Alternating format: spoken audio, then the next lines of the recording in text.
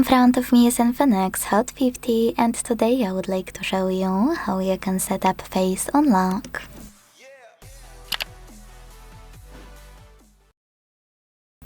Start by opening Settings and scrolling to click on Password and Security. Now tap on Face Unlock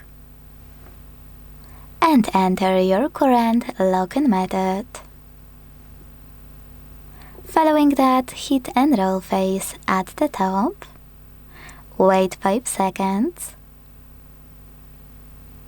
hit Start, keep your face in frame and follow all of the instructions from your screen. Now click on one of those options to apply the best one, Unlock directly or Stay on lock screen. Use this switcher next to security restrictions to block or enable them, and finally hit Done. So now when I go back, switch off my screen, turn it back on and look at it, I can see that Face Unlock is working properly.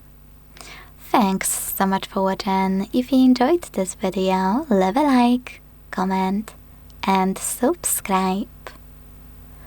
Bye!